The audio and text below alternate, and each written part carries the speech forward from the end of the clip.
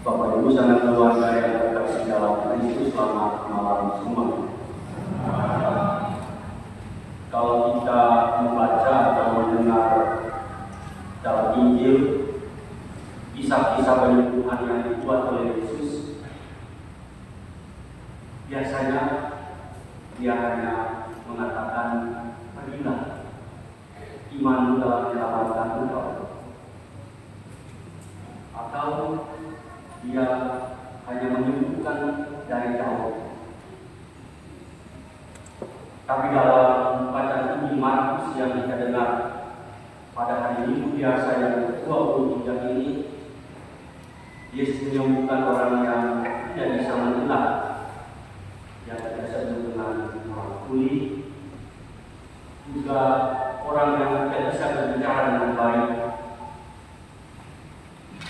dengan tindakan-tindakan seperti seorang dukun atau tindakan-tindakan yang sangat-sangat manusiawi. Sebenarnya perjalanan Yesus itu dia mau kembali ke Galilea, dan di tengah jalan itu orang membawa kepada dia ada satu orang yang dalam dirinya menderita dua kekurangan sekaligus. Dia tidak bisa berbicara dengan baik dan juga dia tidak bisa mendengar. Sehebat apapun orang menyanyi, semerdu apapun orang menyanyi, orang itu tidak bisa mengatakan itu dia. Dia juga mau mengekspresikan dirinya, mengungkapkan apa yang ada dalam dirinya, tetapi dia tidak sanggup karena dia tidak bisa berbicara dengan baik.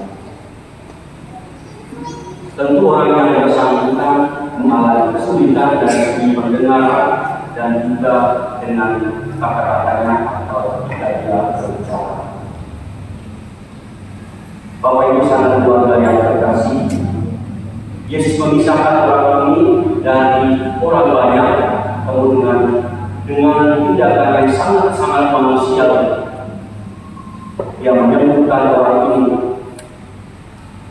dan ini mengatakan kepada kita semua bahwa sebelum dia mengatakan orang ini sembuh, dia menengadahkan ke langit, dia berdoa, menghela nafas, lalu dia mengatakan, "Terbuka."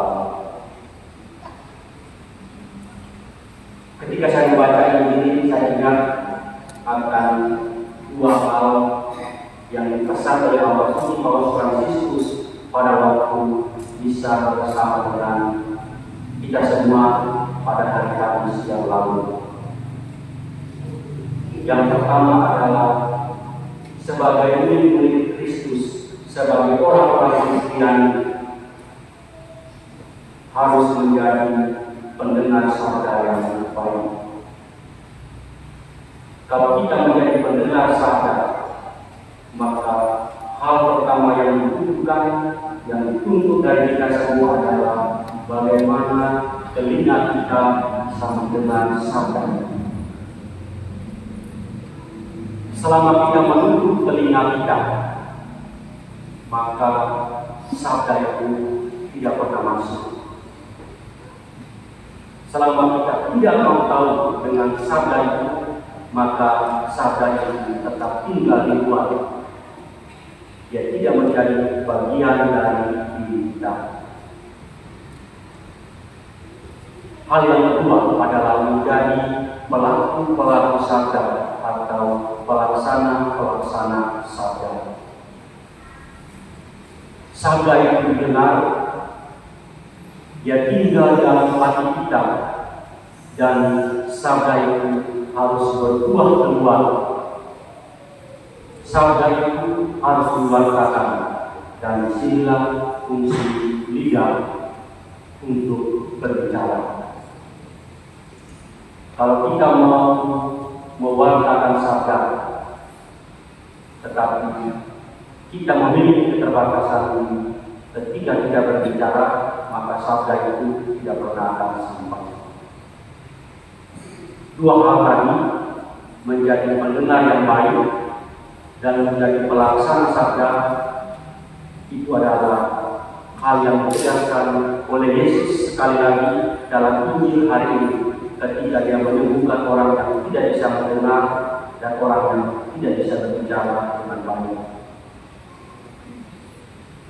Kisah penyembuhan yang dibuat oleh Yesus pada hari ini bukan hanya penyembuhan secara fisik. Orang yang tidak bisa mendengar kemudian bisa mendengar.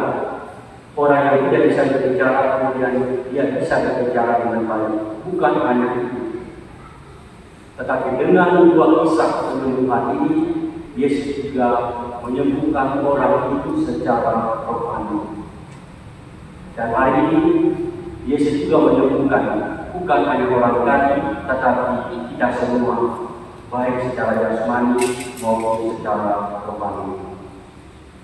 Mungkin selama ini telinga kita tertutup akan sabdanya. Mungkin selama ini kita bersikap merasa bodoh akan sabdanya. Maka melalui baca Injil hari ini kita semua diingatkan bahwa kita perlu bertobat untuk memulai hidup yang baru. Kalau mungkin selama ini kita bukan menjadi pelaksana sabda yang baik, kita tidak mewartakan sabda Tuhan dengan kata-kata, dengan perbuatan kita, maka melalui kisah penyembuhan orang yang tidak bisa berbicara dengan baik, kita juga sekali lagi harus bertobat untuk menjadi pelaksana sabda, sehingga sabda itu dia bisa berbuah, bahkan buahnya ada yang 3 kali lipat, ada yang 10 kali lipat, bahkan ada yang bisa sampai 100 kali lipat. Bapak Ibu sanak keluarga yang terkasih dalam Kristus, hari ini juga yang harusnya besok kita rayakan peringatan pesta kelahiran Santa Perawat Maria 8 September.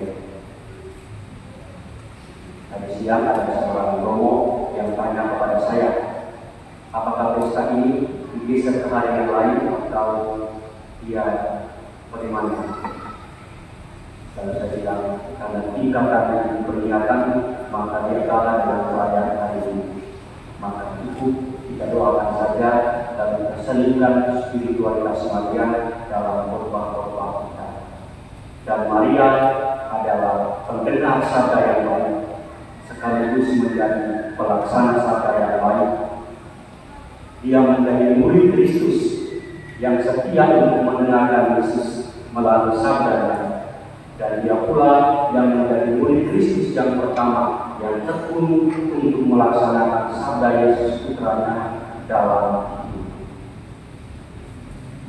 Semoga melalui bacaan suci hari ini, melalui teladan yang diberikan oleh Bunda Maria untuk kita semua, dan menggarisbawahi, menegaskan kembali harapan Bapak Suci Paus Fransiskus, marilah kita menjadi pendengar sabda yang baik. Kalau selama ini hati kita tertutup, telinga kita tertutup, mulut kita tertutup, maka melalui Injil Yesus mengatakan terbuka. Efata, apa yang terbuka? Telinga, pikiran, mulut, hati, budi, seluruh diri kita harus terbuka agar sabda Tuhan itu bisa membawa keselamatan bukan hanya untuk diri kita, tetapi untuk orang-orang di sekitar kita. Sehingga pada waktunya orang akan bersorak-sorai seperti yang dikatakan dalam bacaan yang pertama.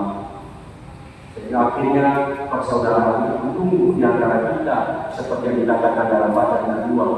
Kalau kita serius menjadi pendengar dan pelaksana sabda Tuhan.